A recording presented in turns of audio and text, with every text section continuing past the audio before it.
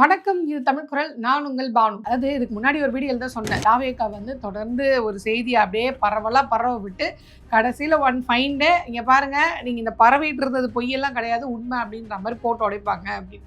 So இப்போ அதை உண்மையாக்குற விதமாக புசி ஆனந்த் அவர்கள் திடீர்னு அவர் எங்கேருந்து ஞானோதயம் வந்தது அப்படின்னு தெரியல, உடனே திடீர்னு ஒரு ஆன்லைன் மீட்டிங் போட்டு அதையும் 120லேருந்து 130 பேர் இவங்களுடைய மாவட்ட செயலாளர்கள், தாவேகாவுடைய மாவட்ட செயலாளர்கள்லாம் ஒன்று கூடி அதில் 90% அதாவது 90 பேர் வந்து ஓகே நீங்கள் கூட்டணி வைக்கலாம், தலைமை என்ன சொன்னாலும் அதுக்கு நாங்கள் கட்டுப்படுறோம், விஜய் அவர்கள் வந்து எங்களை மலையிலேருந்து குதிக்க சொன்னால் கூட நாங்கள் குதிச்சிருவோம், எங்களுக்கு திவிக்க அதாவது விஜய் அவர்கள் முதலமைச்சர் ஆகிறது தான் எங்களுக்கு முக்கியம், அதனால நீங்கள் என்ன சொன்னாலும் நாங்கள் கேட்டுக்கிறோம் அப்படின்னு இப்போ விஷயத்தை எப்படி திருப்புறாங்கன்னா, தாவேகால இருக்கக்கூடிய தொண்டர்கள் வந்து விஜய் அவர்களை வெற்றியடை செய்வதற்காகவும் திமுகவை ஆட்சியிலிருந்து இறக்கிறதுக்காகவும் விஜய் அவர்கள் பாஜக கூட கூட்டணிக்கு போனாலும் அதில் எங்களுக்கு எந்த விதமான பிரச்சனையும் இல்லை, அப்போ உள்ள இருக்கவங்க ஓகே தான், எங்க தொண்டர்கள் சொன்ன பேச்சு கேட்டு எங்க தொண்டர்களுக்கு ஓகேன்னு சொன்ன பிறகுதான் நாங்க என்டிஏ கூட்டணிக்குள்ள போக போறோம் அப்படின்ற மாதிரி ஒரு செய்தியை வந்து இவங்க பரவ விட்டுட்டு இருக்காங்க. உண்மையிலே அங்க இருந்த அந்த மாவட்ட செயலாளர்கள்ல எல்லாருமே எடுத்த எடுப்புல இல்ல விஜய் அவர்கள் சிஎம் ஆகணும், அதுக்கு தான் நாங்கள் பொறுப்பே எடுத்திருக்கோம் அப்படின்ற மாதிரி ஓகே சொன்னார்களா அப்படின்னு கேட்டால் அதுதான் இல்லை. அதற்கான ஒரு செக்கை வந்து புசி ஆனந்த் அவர்கள் வச்சிருக்காரு.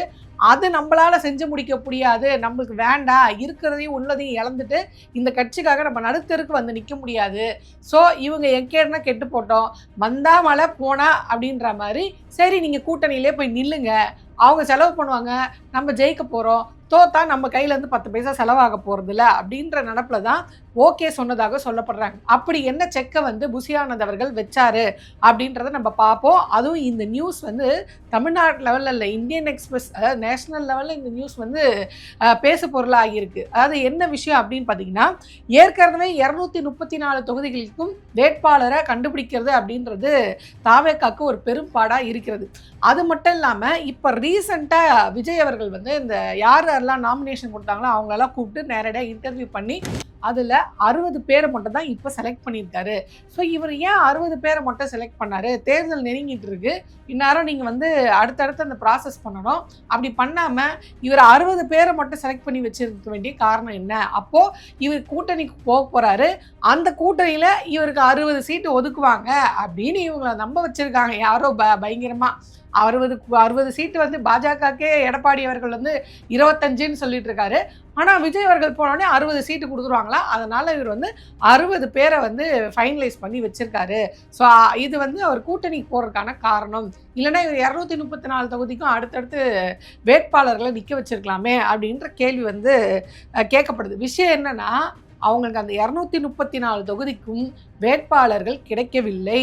அப்படியும் மீறி கிடைச்சாலும், அதாவது பேரில் வந்து லிஸ்ட்டு நிறைய இருக்குது, 234 தொகுதிக்கும் நான் நிற்கிறேன் அப்படின்னு, ஆனால் தேர்தல்னு வரும்போது செலவு பண்ணணும். இப்போ உதாரணத்துக்கு தேர்தல் ஆணையமே என்ன சொல்லுது அப்படின்னு பார்த்தீங்கன்னா, அவங்களே ஒரு அமௌண்ட் வந்து ஃபிக்ஸடாக வச்சுருக்காங்க. 40 லட்சம் குறைஞ்சபட்சம் நீங்கள் 40 லட்சம் அப்படின்றது ஸ்டார்டிங் இது, அது வரையும் நீங்கள் தேர்தல் பிரச்சாரத்துக்கு மற்ற இதுக்கெல்லாம் நீங்கள் செலவு பண்ணலாம் அப்படின்ற மாதிரி அவங்க வச்சுருக்கு. அப்போது இந்த இதெல்லாம் சொல்லுவாங்களே, இந்த லேண்டுக்கு ரேட் கவர்மெண்ட் ரேட்டு ஒன்று, ஆனால் இவங்க போகிற ரேட்டு ஒன்றா இருக்குது அப்படின்னு சொல்லுவாங்க இல்லையா. ஸோ கவர்மெண்ட்டே 40 லட்சம் அப்படின்னு அலாட் பண்ணுதுன்னா, அப்போ இவங்க எவ்வளோ வந்து கேட்டிருப்பாங்க, இந்த நிர்வாகி, இந்த மாவட்ட செயலாளர்கள்லாம் இந்த இந்த தேர்வாகி இருக்காங்களே, இவங்க கிட்டலாம் எவ்வளோ கேட்டிருக்காங்க அப்படின்னா, மினிமம் நீ 5 கோடி கொண்டு வா, நீ 5 கோடி கொண்டு வந்தால் மட்டும்தான் நாங்கள் உங்களை இந்த மாதிரி வேட்பாளராக அறிவிக்க முடியும், ஏன்னா நீ தேர்தல்னா மினிமம் 5 கோடியாக செலவு பண்ணால் மட்டும்தான் பரப்புரை, பிரச்சாரம், கட் அவுட் வைக்கிறது, அது இதுன்னு செலவாகும். ஸோ நீங்கள் உங்களை நான் வேட்பாளராக போட ரெடி, நீ 5 கோடி செலவு பண்ண ரெடியா அப்படின்னு அங்கே இருக்கக்கூடிய மாவட்ட செயலாளர்களை, இந்த மாதிரி 5 கோடி செலவு பண்ணுற ஆட்கள், மினிமம் 5 கோடி செலவு பண்ணுற மாதிரி வேட்பாளர்கள் நம்ம கட்சிக்கு கிடைப்பாங்களா அப்படின்னு கேள்வி கேட்ட பிறகுதான் இவங்க எல்லாருமே ஷாக் ஆகிருக்காங்க. ஷாக் ஆகிட்டு அவங்க என்ன சொல்கிறாங்கன்னா, அப்போ 5 கோடி செலவு பண்ணுற அளவுக்கு நம்மளால் ஆளெல்லாம் தேட முடியாது, தாவேகாக்கு வேட்பாளர் கிடைக்கிறது அரிதுன்னு மரியுது. ஏன்னா ஒரு வேட்பாளர்னா சும்மா நானும் கட்சியில் இருந்தால் போய் நிற்கிறது கிடையாது, அவங்க பொதுஜன மத்தியில் தெரிந்த ஒரு நபராக இருக்கணும், அந்த ஃபேஸ் அவங்களுக்கு தெரியணும், இவர் நிறைய செஞ்சுருக்காருப்பா, இவருக்கு ஓட்டு போட்டால் நம்மளுக்கு வந்து ஜெயிச்சு வந்து நிறைய செய்வார், இந்த பையன் இறங்கி வந்து செய்யக்கூடியவங்க, இந்த பொண்ணு வந்து இறங்கி செய்யக்கூடிய ஆள், எல்லாரையும் மதித்து நடக்கக்கூடிய ஆள் அப்படின்ற பேரை அவங்க ஸ்கோர் பண்ணி வச்சிருக்கும் போது மட்டும்தான் சரி ஓகே அப்படின்ற அந்த இடத்துக்கு நகர்வாங்க, இவங்களை வந்து வேட்பாளராக நிறுத்தலாம் அப்படின்ற இடத்துக்கு நகர்வாங்க. இப்போ அது மட்டும் போதாது, இந்த குவாலிஃபிகேஷனோட சேர்ந்து இவங்களுக்கு செலவு பண்ணுற அந்த குவாலிஃபிகேஷனும் வேணும். ஸோ இப்போ வந்து யாராவது கொள்கை ரீதியாக எதிரான கட்சி பாஜக, அவங்க கூட போய் நீங்கள் கூட்டணி வைக்கணும்னு சொல்கிறீங்களே, இது எப்படி சாத்தியமாகும்? ஸோ அது வேண்டாம். அது இன்னும் ஒரு சிலர் வந்து அந்த இதிலே கூட்டத்திலே கேட்டிருக்காங்க. ஏன் இப்போ தான் அவங்களுக்கு தெரியுதா இந்த மாதிரி காசெல்லாம் செலவு பண்ண முடியாது, அப்படிப்பட்ட வேட்பாளர் நம்மக்கிட்ட இல்லை அப்படின்றது இப்போ தான் தெரியுதா? ஏன் இந்த லாஸ்ட் மினிட்ல இந்த இதை முன்வைக்கிறீங்க? இப்போ புசி ஆனந்த் நேரடியாக சொல்ல முடியாது, நம்மளுக்கு வேறு வேலை இல்லைப்பா, அங்கே வந்து ப்ரெஷர் போடுறாங்க, ஓப்பனாக நம்ம கூட்டணிக்கு போகிறோம் அப்படின்னு சொல்ல முடியாது. இப்போ அந்த மாவட்ட செயலாளர்கள், அதாவது தொண்டர்கள் வாயிலே ஒத்துக்கணும், ஆமாங்க எங்களால் இவ்வளோ செலவு பண்ண முடியாது, செலவு பண்ண முடியாத பட்சத்தில் தனியாக நின்று நான் போனோம், ஏதாவது ஒரு பெரிய கட்சியோட போய் நம்ம கூட்டணி வச்சோன்னா நம்ம வெற்றிக்கு வெற்றியாக ஆச்சு. ரெண்டாவது இவங்க எப்படி மண்டையை கழிப்புறாங்க, நம்ம 10 பைசா செலவு பண்ண போகிறதில்ல. அப்போது அந்த பெரிய கட்சி வந்து நம்மளுக்கு செலவு பண்ணோம் தேர்தல் செலவுகளில். ஏன்னா அதுலேயே ஒரு நபர் என்ன சொல்லியிருக்காருன்னா, அதிமுக சார்பாக எங்ககிட்ட வந்து பேசினாங்க, அதாவது அஃபீஷியலாக இல்லாமல் இல்லீகலாக நீங்கள் வந்து எங்கள் கூட கூட்டணிக்கு வந்துருங்க, அப்படி வந்தீங்கன்னா உங்களுக்கான தேர்தல் செலவுகளை நாங்கள் பார்த்துக்குறோம் அப்படின்னு என்னை வந்து இது பண்ணாங்க, பேசினாங்க, அணுகுனாங்க. ஸோ நம்மளாம் வந்து போகிறது நல்லது கூட்டணிக்கு. அதாவது நான் 5 கோடி போட முடியாது, என்கிட்ட அவ்வளோ காசு இல்லை, இருக்கிறதெல்லாம் விற்று போடலாம் அப்படின்னு பார்த்தா நம்ம வந்து அவ்வளோ பெரிய கட்சி இல்லை, புது கட்சி, நம்மளுக்கு என்ன வாக்கு வங்கி இருக்குன்னு தெரியாது.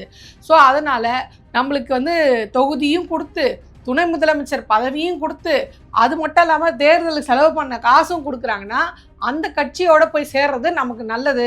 இதனால தான் அந்த 90 பேர் வந்து ஓகே, 90 பேர், அந்த 90 மெம்பர்ஸ் வந்து ஓகே சொன்னதுக்கான காரணம், எங்களால் 5 கோடி செலவு பண்ண முடியாது, இந்த கட்சியை நம்பி நாங்கள் வந்து இருக்கிற சொத்து பத்தெல்லாம் விற்று நான் 5 கோடியில் செலவு பண்ண தயாராக இல்லை தேர்தலுக்கு, நீங்கள் எந்த கட்சி வேணாலும் கூட்டணி வைங்க, எங்களுக்கு சீட்டு மட்டும் கொடுங்க, நாங்கள் நின்று வரோம் அப்படின்ற மாதிரி 90% ஓகே சொன்னதுக்கான காரணம் இதுதான் அப்படின்ற தகவல் வந்து வெளியாயிருக்கு. ஸோ 5 கோடி செலவு பண்ண ஆள் இல்லை, அதனால் என்னால் வேட்பாளரை வந்து பிடிக்க முடியல, கஷ்டம் அப்படின்னு புசி ஆனந்த் அவர்களும் போய் விஜய் அவர்களுக்கு அதில் ஓதியிருக்காரு. நம்மளுக்கு 5 கோடி செலவு பண்ணுற மாதிரி ஆள் கிடையாது, அதனால் நம்ம பெட்டர் தனியாக நின்று தோக்கிறோட அங்கே கூட்டணிக்கு போயிடலாம். ரெண்டாவது பிரச்சனைகள், ப்ரெஷர் வந்து நிறைய இருக்குது. இப்போ விவாகரத்து பிரச்சனை, கரூரில் 41 பேர் உயிர் போனால் அது சிபிஐயில் மாட்டிக்கிட்டு அது ஒரு பிரச்சனை, ஜனநாயகம் ரிலீஸ் ஆகலை அது ஒரு பிரச்சனை, திரிஷா விஷயம் இது ஒரு பிரச்சனை. இத்தனை பிரச்சனைக்குமே முட்டு கொடுக்கறதுக்கு நம்மளுக்கு ஆள் இருக்கும்போது என்டிஏ கூட்டணியில் போய் நம்ம சேர்ந்து தான் வைப்போமே. இப்போ விஷயம் எப்படின்னா, நேரடியாக பாஜக கூட போய் நாம் கூட்டணி வைக்காம அதிமுகவில் எப்படி பாமக வந்து அதிமுக கூட கூட்டணி நிற்குதுல, அந்த மாதிரி நம்ம அதிமுக கூட போய் கூட்டணி நிற்போம். அப்போ கேட்டால் கொள்கை வேறு கூட்டணி வேறு அப்படின்னு எடப்பாடி அவர்கள் ஸ்டைல்லே நம்ம சொல்லிடுவோம். நான் ஏற்கனவே இதை சொன்னேன், அவங்க வந்து எந்த ரீசனுமே அவங்கக்கிட்ட இருக்காது. ஏன் நீங்கள் என்டிஏ கூட போய் சேர்றீங்க அப்படின்னு கேட்டால், கொள்கை எதிரின்னு சொன்னீங்க, அவங்க கூட போய் சேர்றீங்களே அப்படின்ற கேள்வி கேட்டால், திமுக மாதிரி ஒரு தீய சக்தியை நான் இறக்குவதற்காக, ஆட்சியிலேருந்து இறக்குவதற்காக எங்கள் அண்ணன் கொள்கையவே தியாகம் பண்ணிட்டு போய் கூட்டணி வச்சுட்டாரு பாருங்க அப்படின்னு சொல்லுவாங்க அப்படின்ற சொன்ன அதே மாதிரி இன்னைக்கு வந்து கூட்டணி பேச்சுவார்த்தை அடிபட்டிருக்கு.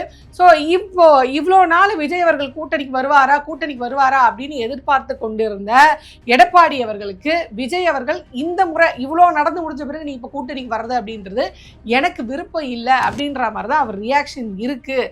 ஏன்னா ஏற்கனவே பாஜக எடப்பாடி அவர்களுக்கு எங்களுக்கு 50 சீட்டு கொடு, 60 சீட்டு கொடு, குறைஞ்சது 40ஆவது கொடு, அதுவும் எங்கள் கட்சிக்கு மட்டும் கொடு அப்படின்னு சொல்கிறாங்க.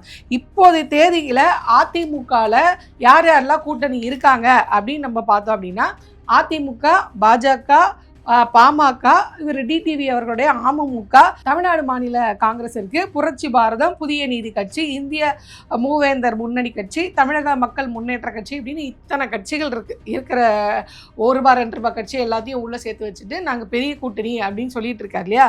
இப்போ அதிமுகவுடைய ஐடியா என்னவா இருக்கு அப்படின்னா, நான் தனி பெரும்பான்மையை ஜெயிச்சாதான் உங்களெல்லாம் நம்பிட்டு இருக்க முடியாது, நாளைக்கு என் ஆட்சியும் கலைக்க முடியாது, அதனால நான் குறைஞ்சது 170 தொகுதியிலேருந்து 160 தொகுதி வரையும் நின்னாகணும். அப்போ இவங்க பாஜக என்ன சொல்கிறாங்க, எனக்கு மட்டுமே, அதாவது என்னோட கூட்டணியில் இருக்கவங்களை இல்லாமல், இப்போ உதாரணத்துக்கு டிடிவி அவர்கள் என்ன சொன்னார், நான் பாஜக கூட டைரெக்டாக பேசிக்கிறேன் எனக்கு எவ்வளோ தொகுதி அப்படின்றத. ஸோ பாஜக தன் கூட தொகுதியில் இருக்கவங்களுக்கு சேர்த்து அந்த 30 கேட்காம தனக்கு மட்டும் பாஜகவுக்கு மட்டும் 30 கொடுங்க அப்படின்னு கேட்குது. அப்போ அவங்களுக்கு மட்டுமே 30 கொடுத்துட்டா மீதி இருக்கக்கூட கட்சிகளுக்கெல்லாம் கொடுக்கணும். இப்போ இந்த சில்லறையாக இருக்கிறவங்களெல்லாம் 1 2 அப்படின்னு ஒரு 5 6 கொடுத்துட்றாங்கன்னு வைங்களேன். அன்புமணி அவர்களுக்கு 18 கொடுக்க போறதாக சொல்லப்படுது. ஸோ இது மட்டும் இல்லாமல் டிடிவி அவர்களுக்கு ஒரு 8 அப்படின்னு பேசப்படுது. இப்போ இதெல்லாம் கழிச்சு போக மீதி இருக்க சீட்டில் அதிமுக ஒருவேளை விஜய் அவர்கள் வந்தாங்கன்னா அவருக்கு ஒரு 60 சீட் அவர் கேட்குறாரு. அவர் வந்து பாஜகவோட பெரிய ஆள், அதனால அவர் 60 சீட்டும் ஒரு டெப்டி சிஎம்மும் கேட்குறாரு. ஏற்கனவே பாஜக கிட்டே இவர் வந்து கூட்டணி மட்டும்தான், கூட்டணி ஆட்சி இல்லை அப்படின்னு வந்து டீல் பேசிட்டு இருக்காரு. அப்படி இருக்கும்போது அதிமுகவுடைய வெற்றி வாய்ப்புக்காக, அதாவது எடப்பாடி அவர்கள் இப்போதைக்கு நம்ம உள்ளே சேர்த்துக்கிட்டு நம்ம வந்து வெற்றி பெற்ற பிறகு விஜய் அவர்களுக்கு ஏதாவது கல்தா கொடுக்கலாம் அப்படின்னு பார்த்தா அதுவும் முடியாது. ஏன்னா விஜய் அவர்கள் வந்து என்ன சொல்கிறாங்கன்னா, தேர்தல் பிரச்சாரத்திலே நீங்கள் வந்து கூட்டணி ஆட்சி அப்படின்னு சொல்லி நீங்கள் வந்து ஆரம்பிக்கிறதா இருந்தால் கூட்டணி பற்றி பேசுவோம். ஏன்னா இப்போ விஜய் தரப்புலேருந்து அவரை கேட்பாங்கள்ல, எப்பா எடப்பாடி அவர்கள் சிஎம் அவருக்கு நான் எதுக்குப்பா தாவேக்காவுக்கு ஓட்டு போடணும், இப்போ எல்லாருமே தாவேக்கா பின்னாடி எதுக்கு கூட்டினாங்க, நீ பாஜகவுக்கு எதிரான ஒரு சக்தி, நீ வந்து திமுகவுக்கு எதிரான ஒரு சக்தி அப்படின்னு உன்னை நம்பி தான் உன் பின்னாடி வந்தோம். ஆனால் நீயே உன்னோட பிரச்சனைலேருந்து உன்னை தப்பிச்சுக்க வைக்கிறதுக்காகவும் செலவு பண்ணுறதுக்கு அதாவது நான் காசெல்லாம் செலவு பண்ண மாட்டேன் அப்படின்ற மனநிலையும் எடுத்துகிட்டு போய் இத்தனை வருஷம் கழித்து எடப்பாடி எடுத்துகிட்டு போய் அந்த கட்சியை அடமானம் வச்ச மாதிரி நீ இப்போவே அடமானம் வைக்கிற. சரி, அடமானம் வைக்கிற நீ சிஎம்மும் கிடையாது, எடப்பாடி தான் சிஎம். எடப்பாடி சிஎம் ஆன பிறகு அதுக்கு நான் நேரம் அதிமுக ஓட்டு போட்டு போனேன், உனக்கு ஓட்டு போட வேண்டிய அவசியம் என்னப்பா அப்படின்னு கேட்பாங்க. இது அந்த கட்சியில் அது மாவட்ட செயலாளர் கூட்டத்திலேயே ஒருத்தர் வந்து கேட்டிருக்காரு, நம்ம எதற்காக அங்கே கூட்டணிக்கு போனோம், அங்கே கூட்டணிக்கு போகும்போது நம்ம முதல்ல இருந்தே வந்து என்ன சொல்லிட்டு இருக்கோம்னா, யார் விஜய் அவர்களை முதல்வர் வேட்பாளராக ஏற்றுக்கிறாங்களோ அவங்க கூட தான் கூட்டணி நம்ம ஆல்ரெடி சொல்லியிருக்கோம். இப்போ நீங்கள் அங்கே போகும்போது அட்லீஸ்ட் டெப்யூட்டி சிஎம் பதவியாவது அவங்க கொடுப்பாங்களா? அப்படி டெப்யூட்டி சிஎம் பதவி கூட கொடுக்க மாட்டாங்கன்னா உங்களை தாவேக்கா வந்து என்ன சொல்லி பிரச்சாரம் பண்ணுவாங்க, எடப்பாடி அவர்களை முதல்வர் ஆக்குவதற்கு நீங்கள் தாவேக்காக்கு ஆதரவு கொடுங்கள், தாவேக்காக்கு ஓட்டு போடுங்கள் அப்படின்னு நான் கேட்க முடியும். மக்கள் என்ன யோசிப்பாங்க, அவர் எடப்பாடி வந்து முதல்வர் ஆக்குறதுக்கு நான் எடப்பாடிக்கே ஓட்டு போட்டு போயிடுவேன் அப்படின்னு தானே பேசுவாங்க. அப்போது நம்ம இப்படி பிரச்சாரத்தை முன்வைக்கிறோம். எப்படி அதாவது அதிமுகவில் வந்து சிஎம் இருப்பாங்க, தாவேக்கால வந்து டெப்யூட்டி சிஎம் இருப்பாங்க அப்படின்னு. ஸோ அப்படியே போனாலும் அதிமுகவுடைய வரலாறு படி அது யாருடன் கூட்டணி வச்சாலும் வேலை ஆன உடனே கழட்டி விடுறது அவங்களுக்கு கைவந்த கலை. பாஜகவோட சேம் பேட்டர்னா ஒன்றும் இல்லை, 1991 நினைக்கிறேன். அப்போ காங்கிரஸோட கூட்டணி வச்ச அதிமுக அப்போ ஜெயலலிதா அம்மையார் என்ன பண்ணுறாங்க அப்படின்னா, எலெக்ஷன் சந்தித்து வெற்றியான பிறகு காங்கிரஸை வந்து கழட்டி விட்டுறாங்க. இப்போ இதே தான் இப்போ விஜய் அவர்களுக்கு வந்து வாங்க அப்படின்னு சொல்கிறாங்க இல்லையா, டெப்யூட்டி சிஎம் பதவி தர அப்படி இப்படின்றாங்களே. இப்போ ஒரு காலத்து 2011 விஜயகாந்த் அவர்களுக்கும் இவங்க இப்படி தான் பண்ணாங்க. 40லேருந்து 50 தொகுதி வரையும் ஓகே நீங்கள் வாங்க அப்படின்னு சொல்லி உள்ளே கூப்பிட்டு அவரோடு நின்று தேர்தலில் சந்தித்து வெற்றியும் பெற்றுவிட்டு அதன் பிற்பாடு விஜயகாந்த் அவர்கள் நம்மளை எதிர்த்து கேள்வி கேட்குறாரு, இவர் வளர்ந்து வந்துடுவார் அப்படின்ற மாதிரி யோசித்து அவர்களை சட்டமன்றத்துக்கே வர விடாமல் பண்ணி, அது மட்டும் இல்லாமல் அவருடைய எம்எல்ஏக்களை விலைக்கு வாங்கினார்கள். விலைக்கு வாங்கி தேமுதிக கட்சி ஒன்றும் இல்லாமல் அழிச்ச கட்சி தான் அதிமுக. இப்போ கொஞ்சம் நினச்சி பாருங்க, இப்போ விஜயகாந்த் அவர்கள் மாதிரியே விஜய் அவர்களை உள்ளே கூப்பிட்டு உட்கார வச்சு தேர்தலெலாம் சந்தித்து வெற்றியான பிறகு விஜய் அவர்களுக்கு விஜயகாந்த் அவர்கள் மாதிரியே எம்எல்ஏக்களை விலைக்கு வாங்கி, எப்படி விஜயகாந்த் அவர்களுடைய எம்எல்ஏக்களை விலைக்கு வாங்கினாங்களோ அதே மாதிரி விஜய் அவர்களுடைய எம்எல்ஏக்களை விலைக்கு வாங்கி விஜய் அவர்களை ஒன்றும் இல்லாமல் நிற்க வைக்கிறதுக்கு பாஜக இல்லை, அதுக்கு அதிமுகவே போதும். இதெல்லாம் நடக்காதுன்னு வைங்களேன். விஜய் அவர்கள் வந்து விஜயகாந்த் அவர்களுக்கு மாதிரி எம்எல்ஏக்கள்லாம் ஜெயிச்சு வருவாரா அப்படின்றது மிகப்பெரிய கேள்விக்குறி தான். ஸோ அந்த மாதிரி நடக்கிறதுக்கான வாய்ப்பு இருக்குது. அப்படியே போய் தமிழ்நாட்டோடைய கெட்ட நேரம் நீங்கள் அந்த மாதிரி ஜெயிச்சிட்டிங்க, நீங்கள் 3 பேர் கூட்டணி வச்சு ஜெயிச்சிட்டிங்கன்னா விஜய் காலி பண்ணுறதுக்கு பாஜக தேவையில்லை, அதிமுகவே போதும்.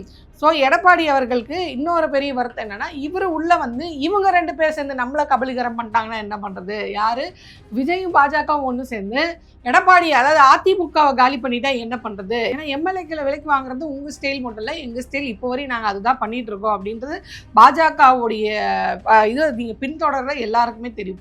அப்படி இருக்கும்போது இப்போ 3 பேரை ஒன்றா நின்று கூட்டணி வச்சு ஜெயிச்சிடுறாங்கன்னே வைங்களேன்.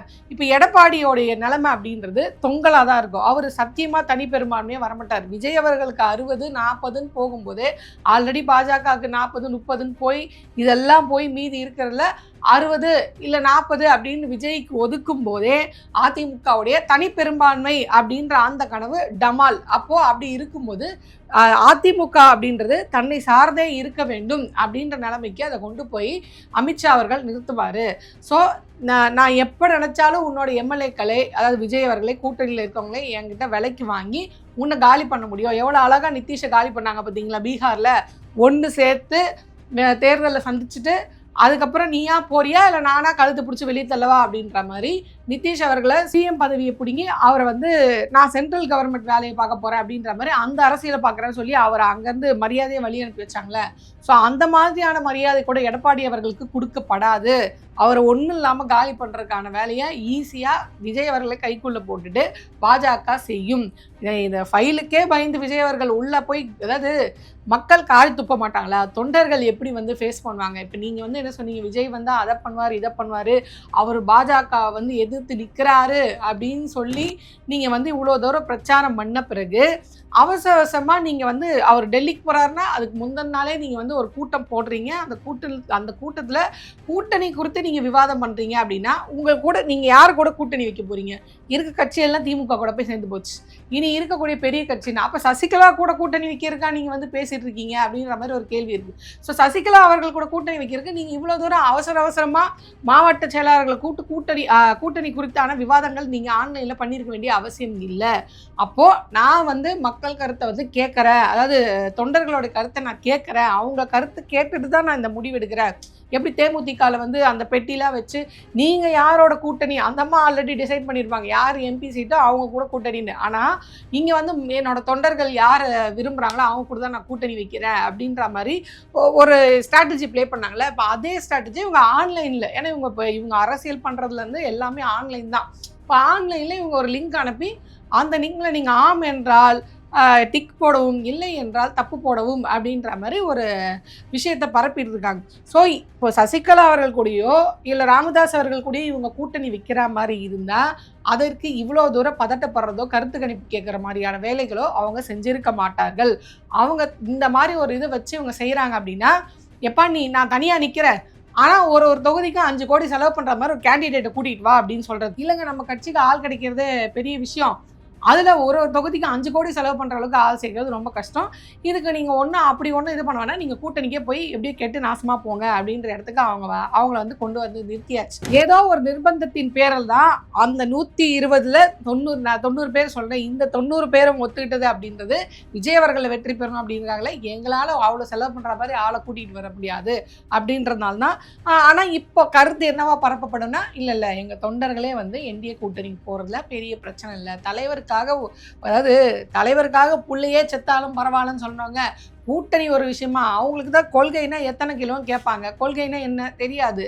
அப்போ இவர் இந்த மாதிரி போறாருப்பா கொள்கை எதிர்க்கோன்னா அது திமுகவை வீழ்த்துவதற்காக அண்ணன் சேர்த்த பெரிய யுக்தி அப்படின்னு சொல்லி முட்டு கொடுத்து இது பண்ணிக்கலாம் அப்படின்ற மாதிரி தான் மண்டையை கழுவியிருக்காங்க. ஸோ டெல்லிக்கு 15ஆம் தேதி வந்து விஜய் அவர்கள் போகிறாரு. இது மட்டும் இல்லாமல் 14ஆம் தேதி நைட்டே கிளம்புறதுக்கான வாய்ப்பு இருக்குது. ஸோ அடுத்த நாள் சிபிஐ விசாரணைக்கு முன்னாடியே அமித்ஷா அவர்களை ரகசியமாக சந்தித்து கூட்டணி குறித்து பேச்சுகள் நடத்தி முடிச்சு அதுக்கப்புறமா சிபிஐ விசாரணை போய் என்னை வெளியெடுத்துருங்க, ஏன்னா ஏற்கனவே ஒரு தகவல் வெளியாச்சு, சிபிஐ விசாரணையிலேருந்து என்னை வந்து விலக்கி வைக்கணும் அப்படின்னு கோர்ட்டுக்கு மனு வந்து விஜய் சார்பாக கொடுக்கப்பட்டிருக்கு அப்படின்ற ஒரு தகவல் வெளியாச்சு. ஸோ ஏற்கனவே நான் மனுவை போட்டு வச்சுட்டேன், இந்த பக்கம் நான் கூட்டணிக்கும் ஒத்துக்கிறேன், தயவுசெய்து என்னை மட்டும் இந்த பிரச்சனையிலேருந்து நீ கொடுங்க, நீங்கள் இஷ்டப்படும் போதெல்லாம் ஏதோ கூப்பிட்டு வச்சு பேசுறது சரியில்லை அப்படின்ற மாதிரி எப்படியாவது என்னை காப்பாற்றினா போதும் அப்படின்ற இடத்துக்கு போய் விஜய் அவர்கள் கூட்டணிக்கு ஓகே சொல்ல போகிறாரா அப்படின்ற எதிர்பார்ப்பும் இந்த சைடு எடப்பாடி அவர்களுக்கு அது மிகப்பெரிய ஆப்பாக வரப்போகிறது. தனி பெரும்பான்மையில இல்லை ராஜா நீங்கள் வந்து மாட்டிக்கிட்ட,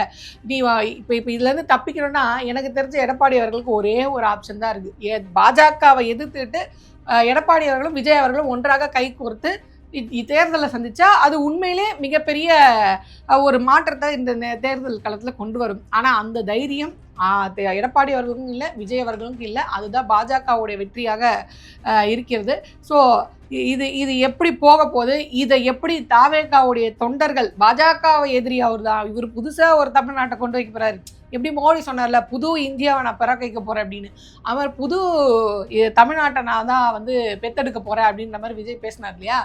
ஸோ அதுவும் கடைசி வரையும் நடக்க போகிறதில்ல, இதுவும் கடைசி வரையும் நடக்க போகிறதில்ல அப்படின்றது நம்மளுக்கு தெரியுது. ஸோ பொறுத்திருந்து பார்ப்போம். டெல்லிக்கு போயிட்டு வந்த பிறகு எந்த மாதிரியான அறிவிப்புகள் வெளியாது, இல்லை பழையபடியே அண்டர் கிரவுண்ட் டீலிங் தான் தொடருமா அப்படின்றத நம்ம பொறுத்திருந்து பார்ப்போம்.